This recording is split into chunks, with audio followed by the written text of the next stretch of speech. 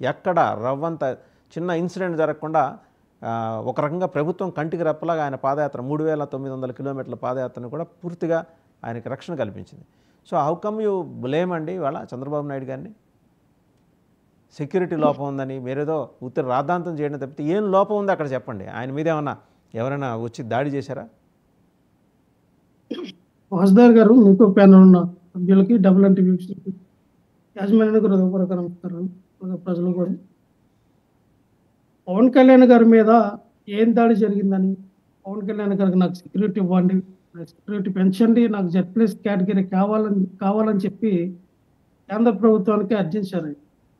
మరి ఆయన మీద జరగనది జరిగినట్టుగా రెక్కియే జరగలేదు, నా మీద రెక్కి జరిగింది. అదిగో నన్ను చంపేస్తున్నారు, ఇదిగో నన్ను చంపేస్తున్నారు, నన్ను చంపడానికి స్కెచ్లు వేశారు, లైన్లు వేశారు, రోడ్ మ్యాప్లు వేశారు అని ప్రకటించుకున్నటువంటి ఒక భయంకరి పవన్ కళ్యాణ్ గారు ఈ రోజున జగన్మోహన్ రెడ్డి గారి గురించి ఏ రకంగా మాట్లాడుతారో నాకు అర్థం కాదు. ఇప్పుడు జగన్మోహన్ రెడ్డి గారికి Z+ కేటగిరీ స్థాయి వ్యక్తిని ఈ రోజున ఆయనకున్నటువంటి ప్రొటెక్షన్ మీరు తీసేశారు. ఇవ్వాల్సినటువంటి సెక్యూరిటీని ఇవ్వకుండా ఆయనకేమో పనికిరానటువంటి కారు ఇస్తారు. అక్కడ నలుగురు 5 తీసుకెళ్ళి ఇక ఇంతమంది మీకు ఆ సెక్యూరిటీని కేటాయించామని చెప్తారు.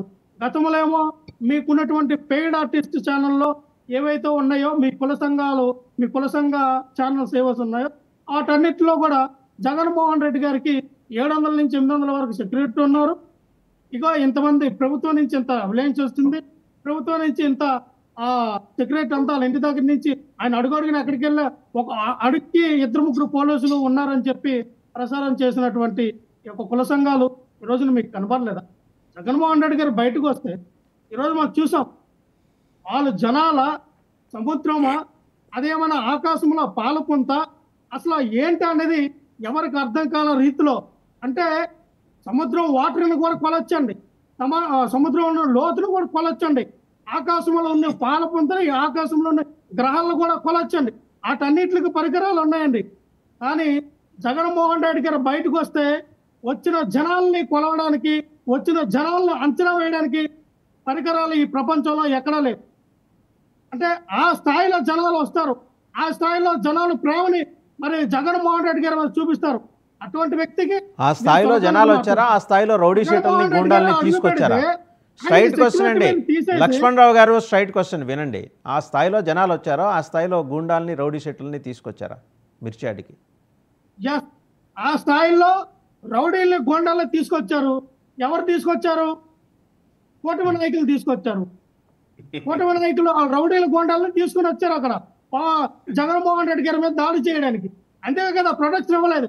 ఒక పోలీస్ కానిస్టేబుల్ కూడా ఎందుకు పెట్టలేదంటే చిన్నబాబు గారి ఆదేశాల మేరకు ఒక కానిస్టేబుల్ గారు అక్కడ రాలేదు. ఎందుకంటే మీరు చెప్తున్నట్టుగా గోండాల రౌడీల్ని తీసుకొచ్చి టీడీపీ నిన్న ఆరోపణ చేసింది. వినండి సార్, మీరన్నారని కాదు నేను అన్నా. గులకరాయి లాంటిది ఏమైనా ప్లాన్ చేసావా? లేదు, కోడికత్తు పోయింది, గులకరాయి పోయింది, సరే ఇంకోటి ఆయుధంతో, కొత్త ఆయుధంతో ముందుకొచ్చి జగన్మోహన్ రెడ్డి గారి మీద దాడి చేయడానికి ఏమైనా ప్లాన్ చేసి ఉండొచ్చు. మేము ఒకటే చెప్తా ఉన్నాం, జగన్మోహన్ రెడ్డి గారి మీద దాడి చేసే ప్రయత్నం మీరు కళలో కూడా, మీరు నిద్రపోయే కళలో కూడా ఊహించుకోవద్దు. ఆ ఊహకి కనీసం మీరు ఊహించుకుంటే ఎగ్జాగరేషన్స్ ఆపి ఎగ్జాక్ట్ గా చెప్పండి. అతిశయోక్తులు ఎందుకు?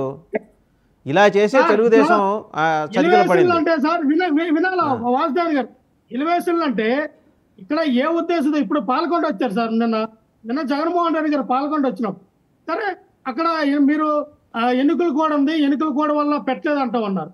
ఎన్నికల కోడ్కి జగన్మోహన్ రెడ్డి గారి పర్యటనకు సంబంధం ఏంటండి?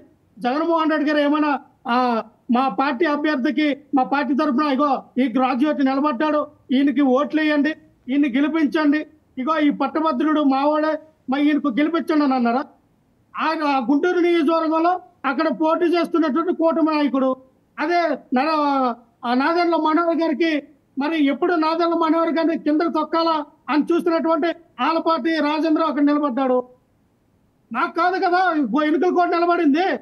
ఎన్నికల కోడ్ మీకు ఉండాలా?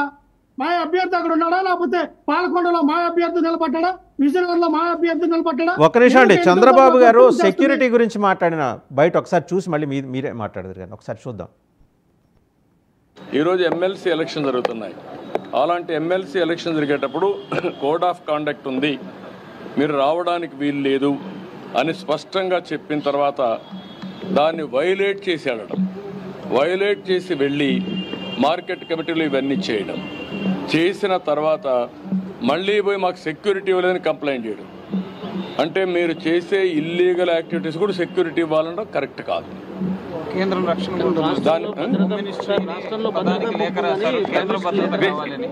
దిస్ ఈజ్ వేర్ నేను అనేది అంటే ఎప్పుడు కూడా రాజకీయ పార్టీల్లో ఉండే నాయకులం ప్రజాస్వామ్యయుతంగా ప్రవర్తించాలి.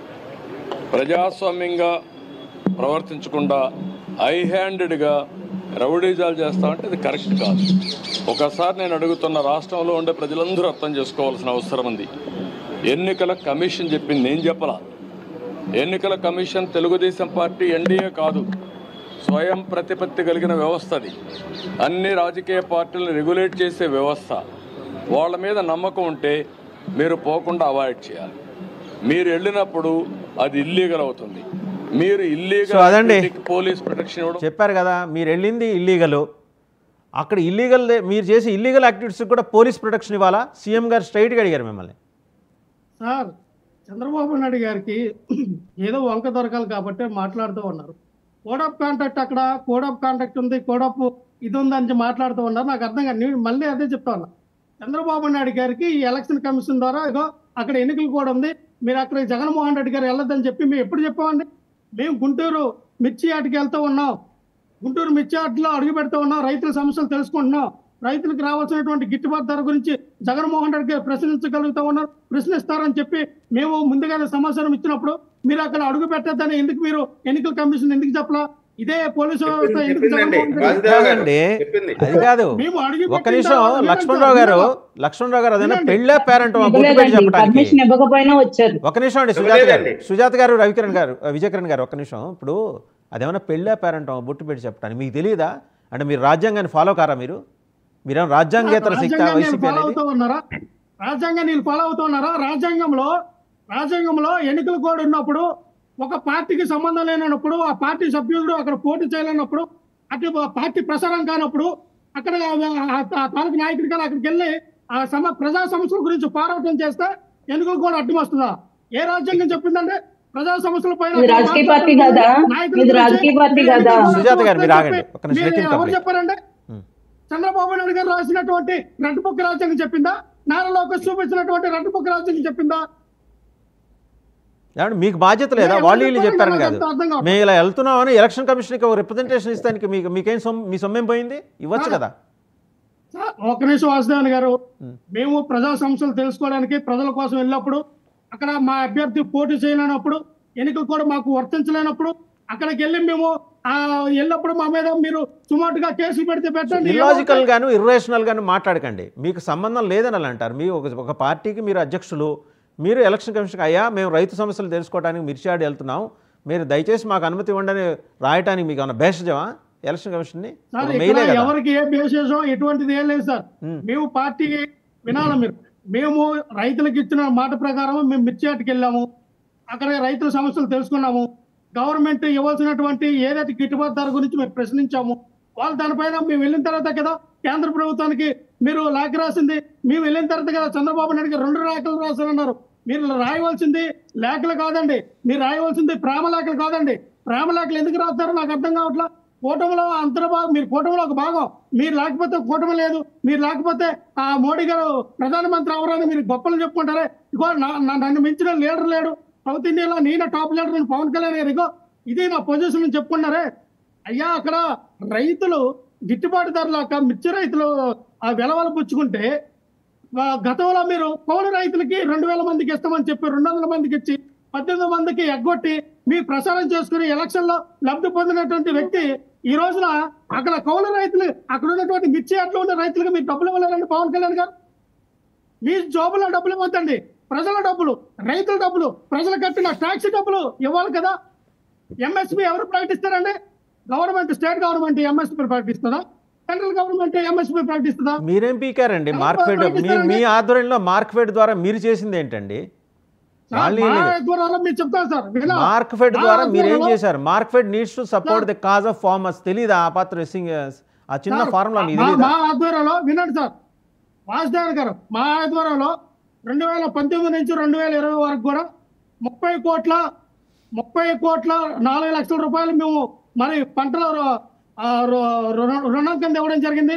21 నుంచి 22లో మరి దాదాపుగా 90 సార్ కోట్ల మీకు 74 ఇచ్చిన లక్షలు పేపర్ ఇవ్వడం ఆన్సర్ జరిగింది. చేయండి సార్. 22 మిర్చి యార్డ్ నుంచి పేపర్ మీకు ఇచ్చిన 23లో వేరే ఆన్సర్ చేయొద్దు. 439 మీరు కోట్ల పంటల నష్టం ఇవ్వడం మిర్చి జరిగింది. రైతును ఆదుకోవడానికి 54 మీరేం లక్షల చేశారు? రైతులకి వినాలి సార్ వాసుదేవన్ గారు, 54 లక్షల రైతుల కుటుంబాలకి 8,000 ప్లీజ్ అండి, మీ మేనిఫెస్టోలో చదవద్దు. ఇక్కడ నేను అడుగుతున్నది మిర్చి రైతుల కోసం మీరేం చేశారో అది చెప్పండి. నష్టపరిహారం ఇవ్వడం జరిగింది.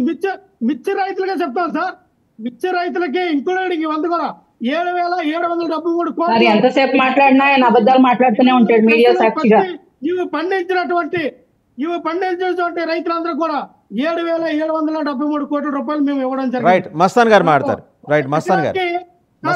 అయిపోయింది సార్, ఒక్క నిమిషం సార్, అయిపోయింది సార్.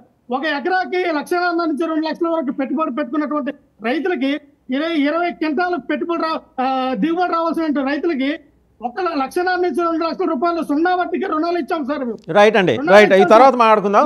మస్తాన్ రావు గారు మాట్లాడతారు. మ్యూట్ చేయండి మస్తాన్ రావు గారు. వైసీపీ వైఎస్ఆర్సీపీ విషయంలో కాలేసిన చెప్తారు, సమన్వయం లేదనేది చెప్తాను, విమర్శ కాదు. కానీ జనవరి 3వ తారీఖున విద్యార్థుల సమస్యల మీద ఫీజు పోరు చేస్తామని జగన్మోహన్ రెడ్డి గారు ప్రకటించారండి. ఆ తర్వాత 29వ తారీఖు అన్నారు, ఆ తర్వాత ఫిబ్రవరి 3వ తారీఖు ఏం స్టేట్మెంట్ ఇచ్చారు తెలుసా అండి జగన్మోహన్ రెడ్డి గారు?